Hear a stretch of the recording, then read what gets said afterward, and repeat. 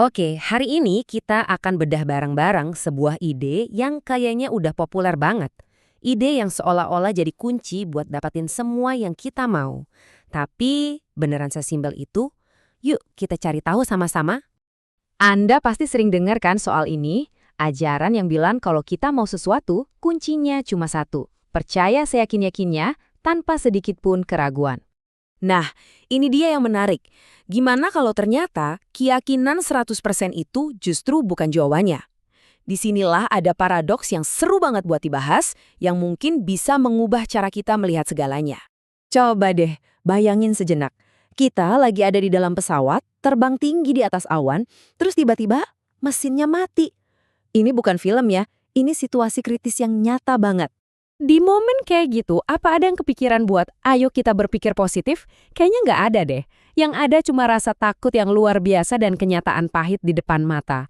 Nol kepastian buat selamat. Tapi, luar biasanya, pesawat itu berhasil mendarat dengan selamat. Tunggu dulu, ini kan aneh. Kejadian ini benar-benar nabrak aturan harus yakin yang tadi kita bahas kan? Kalau memang keyakinan mutlak itu syarat utamanya, kok ini bisa terjadi? Jelas, ini bukti kalau ada sesuatu yang lebih kuat, ada kekuatan lain yang bekerja di balik layar. Nah, sekarang mari kita bedah. Apa sih kekuatan itu? Jadi, masalahnya itu sebenarnya bukan pada kepercayaannya. Sama sekali bukan. Tapi masalah muncul ketika kepercayaan itu jadi kebablasan. Gini deh, analoginya kayak gula di dalam kopi. Kalau takaran gulanya pas, kopinya jadi nikmat kan? Tapi kalau kebanyakan, rasanya jadi enak, malah jadi nggak enak. Nah, persis seperti itu.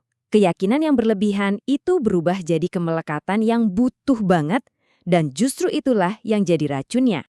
Dan ironisnya di sini, semakin kita ngebet, semakin kita genggam erat-erat keinginan kita, kita malah seolah-olah mencekiknya sampai dia nggak bisa datang ke kita. Oke, biar nggak bingung, kita perlu lihat gambaran yang lebih besar. Kita nggak bisa cuma lihat satu aturan tunggal. Ada sebuah sistem yang lebih lengkap di baliknya. Jadi, ada 3 hukum universal yang saling berkaitan. Ada hukum vibrasi yang bilang kalau segalanya itu energi.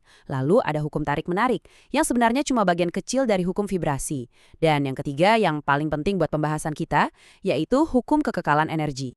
Jadi, law of attraction yang sering banget kita dengar itu sebenarnya cuma satu kepingan puzzle aja. Gambar besarnya, puzzle yang utuhnya, itu adalah hukum vibrasi.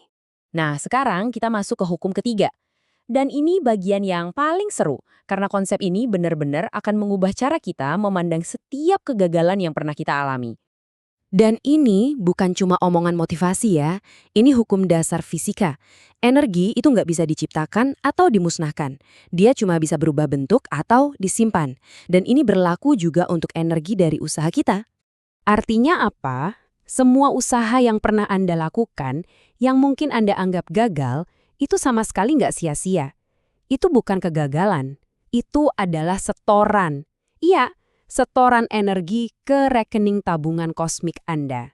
Energi yang sudah Anda tabung itu, dia cuma nunggu waktu yang pas buat cair. Dan tahu nggak apa yang sering jadi penghalangnya? Yaitu tadi, kemelekatan dan rasa butuh kita yang berlebihan. Kitalah yang seringkali ngeblok kartu ATM kita sendiri. Dan semua ini pada akhirnya membawa kita ke satu rintangan terbesar, apa yang disebut scarcity mindset atau mentalitas kelangkaan. Inilah yang seringkali bikin kita terjebak. Ingat ya, scarcity mindset ini bukan cuma soal nggak punya uang. Orang kaya pun bisa punya. Intinya adalah perasaan nggak pernah cukup yang mendalam, yang membuat kita pengen semuanya serba instan, sekarang juga. Perbedaannya jelas banget kan? Yang satu didorong oleh rasa lapar sesaat, maunya sekarang juga. Satunya lagi bisa tenang, bisa menunda kepuasan karena percaya hasil yang lebih baik akan datang pada waktu yang tepat. Oke, jadi kalau ternyata menerapkan aturan secara membabi buta itu nggak berhasil, lalu apa dong solusinya? Nasihat-nasihat umum yang kita dengar itu ibaratnya kayak kita beli baju di toko dengan ukuran S, M, L, mungkin pas, mungkin juga enggak. Nah, kesadaran diri itu ibarat kita jahit baju ke penjahit, dibuat khusus, jadi dijamin pas dengan desain unik kita. Setiap dari kita itu unik. Ada orang yang justru butuh lebih didorong biar maju. Tapi ada juga orang yang sebaliknya, perlu belajar untuk lebih santai dan melepaskan. Satu-satunya cara untuk tahu kita tipe yang mana adalah dengan mengamati diri kita sendiri. Jadi kesimpulannya, berhentilah bertanya, gimana caranya biar saya bisa percaya lebih keras, dan mulailah bertanya, sebenarnya mesin saya ini cara kerjanya gimana sih?